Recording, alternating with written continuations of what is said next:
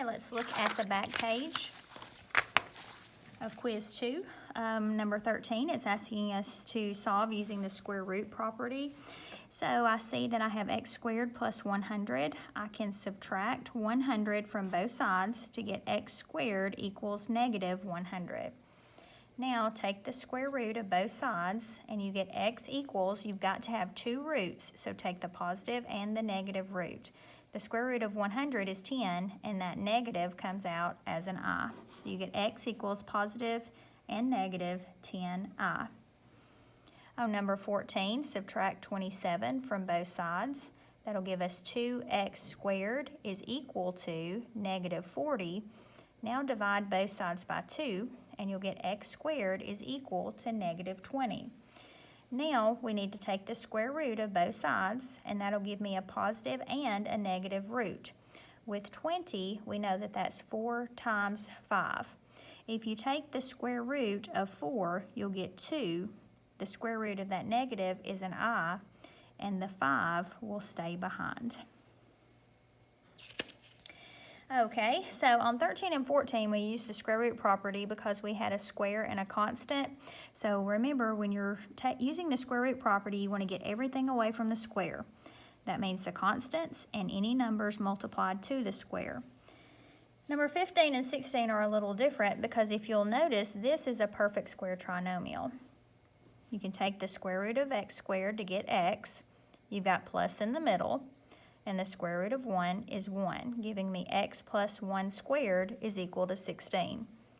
Take the square root of both sides. The square root on the left side will simply undo the square. And the square root of 16 is positive and negative 4. So when I subtract 1 from both sides to get x by itself, I have positive 4 minus 1, and I have negative 4 minus 1. Negative 4 minus 1 is a negative 5, and 4 minus 1 is 3, giving me two solutions of negative 5 and positive 3. On number 16, you have yet another perfect square trinomial. So the square root of x squared is x. You have minus in the middle, so do the same here. And the square root of 25 is 5, giving me x minus 5 squared is equal to 3. Take the square root of both sides, and this side you'll get rid of the square, and we have x minus 5 is equal to the positive and the negative square root of 3. Add 5 to both sides. Let's put the positive 5 in the front and the plus minus square root of 3 in the back, and that's going to be our solution. 17 through 20 we're asked to solve by completing the square. So on number 17, let's go ahead and pair up the square and the x. Take your middle term and divide it by 2, and then square it. So we're going to have x squared minus 4x plus 4. If you add 4 on the inside, subtract 4 on the outside. And this is going to give us x minus 2 squared. These two give me negative 49. So this is my vertex form. So I know my vertex point is 2 and negative 49. Now to solve, let's add 49 to both sides. And now I'm ready to take the square root. The square root on the left will get rid of the square, so I have x minus 2. The square root of 49 is positive and negative 7. So when I add 2 to both sides, I'm going to have 7 plus 2 is 9, and negative 7 plus 2 is negative 5. So we get negative 5 and 9 as our two solutions. Now, when we pair these two up, when you complete the square, you want the leading coefficient to be 1, not 9. So factor out a 9.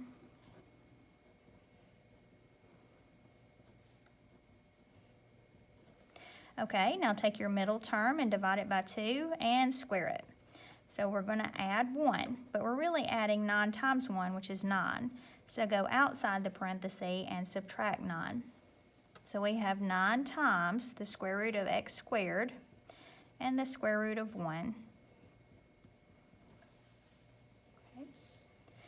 Now we have vertex form. Let's solve by getting everything away from our square and dividing both sides by 9. Now let's take the square root of both sides and subtract 1. So I have 1/3 minus 1 and negative 1/3 minus 1.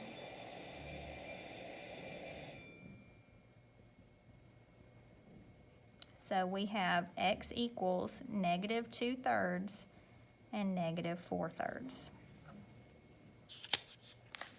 Okay, on number 19, if I subtract 15 from both sides,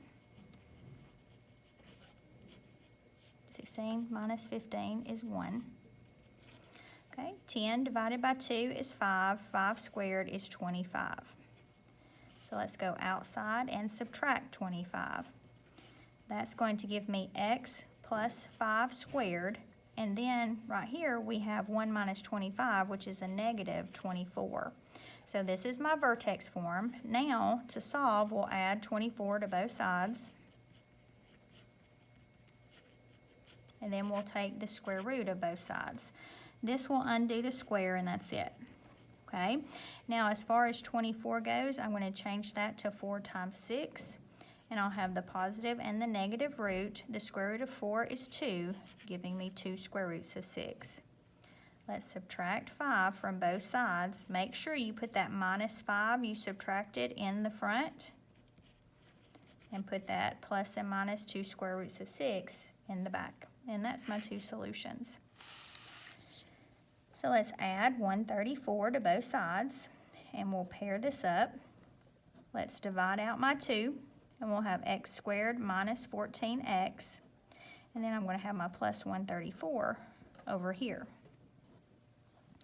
14 divided by 2 is 7, and 7 squared is 49. But you really added 98, so let's go out here and subtract 98. So now we'll have 2 times the square root of x squared is x, bring down the minus, the square root of 49 is 7. When you have 134 minus 98, you're going to have a positive 36. Okay, so this is vertex form. Let's subtract 36 from both sides. And then we'll divide both sides by 2 to get x minus 7 squared equals a negative 18. Take the square root from both sides, and that's going to give me x minus 7 is equal to 18 is 9 times 2. So the square root of 9 is 3. The square root of that negative is I, and the 2 is going to stay behind. So let's add 7 to both sides.